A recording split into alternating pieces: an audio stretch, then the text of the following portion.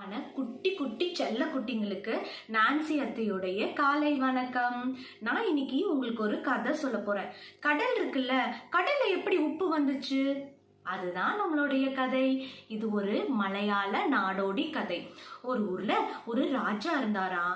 அந்த ராஜாக்கு நாடகம்னா ரொம்ப பிடிக்குமா. எல்லா தேசத்துல இருக்கிற நாடகக்காரங்களையும் கூப்பிட்டு நாடகம் போட சொல்லி பார்த்து ரசிப்பாராமா. ஒரு நாள் ஒரு தேசத்துல இருந்து வந்த நாடகக்காரங்க சொன்னாங்களாம், நடிக்கும் போது சாப்பாட்டுல உப்பு சேர்த்தா உணவு ருசியா இருக்கும்னு சொன்னாங்களாமா. அது வரைக்கும் அந்த நாட்டுல இருந்த யாருக்குமே உப்பு பத்தியே தெரியாதாம். இந்த உப்பு பத்தின பேச்சு அப்படியே எல்லாரும் பேச ஆரம்பிச்சாங்களாமா.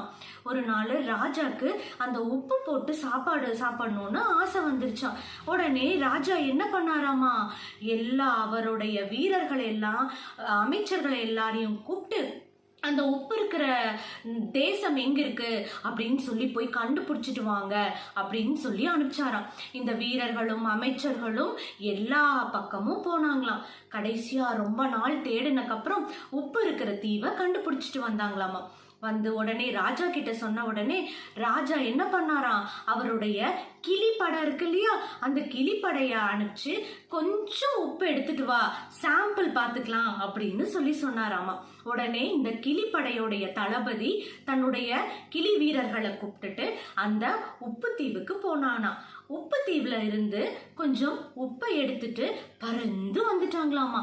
பறந்து வந்து ராஜாக்கு உப்பை கொடுத்தோனையும் ராஜா உப்பு போட்டு நல்லா சாப்பாடுல போட்டு பிசைஞ்சு சாப்பிட ஆரம்பிச்சுட்டாராமா. ஆஹா, இந்த மாதிரி ஒரு சுவையான உணவை நான் சாப்பிட்டதே இல்லையே. உப்பு போட்டோனையும் இந்த உணவோட டேஸ்டே மாறிடுச்சே.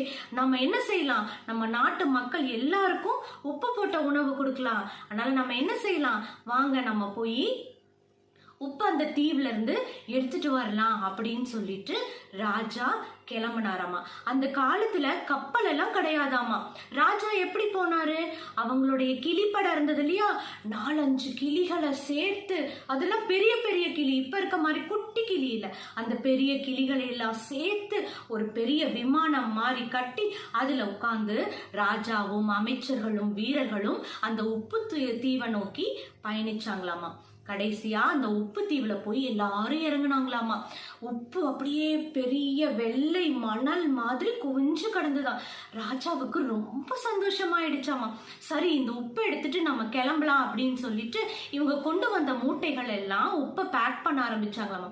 திடீர்னு அந்த உப்பு குவியலுக்கு உள்ள இருந்து ஒரு அரக்கன் வெளியே வந்தானாமா.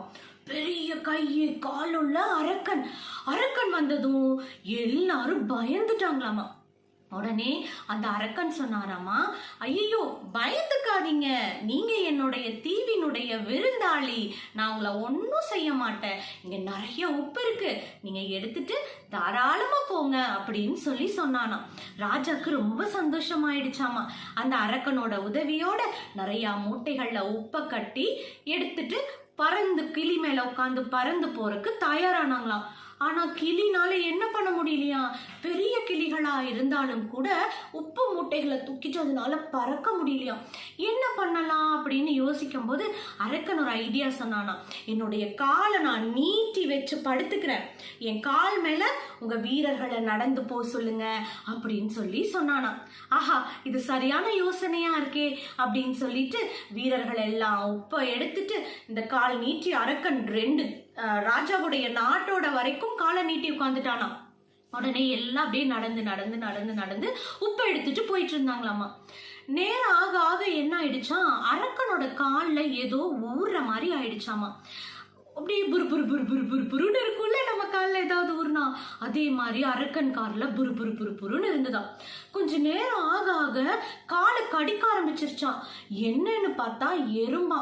அரக்கனும் ரொம்ப நேரம் காலை ஆட்டாம அப்படியே வச்சிருந்தான், ஏன்னா வீரர்கள் போயிட்டு இருக்காங்க இல்லையா. ஆனாலும் அந்த எறும்பினுடைய கடி எல்லாம் தாங்க முடியாம என்ன பண்ணிட்டானா அரக்கன், டப்புன்னு தன்னோட காலை உள்ள இழுத்துட்டானா. உள்ள இழுத்தோனே என்ன ஆகும், அரக்கனுடைய காலு மேல நடந்து போயிட்டு இருந்த வீரர்கள் உப்பு மூட்டையோட கடலுக்குள்ள விழுந்துட்டாங்களாமா.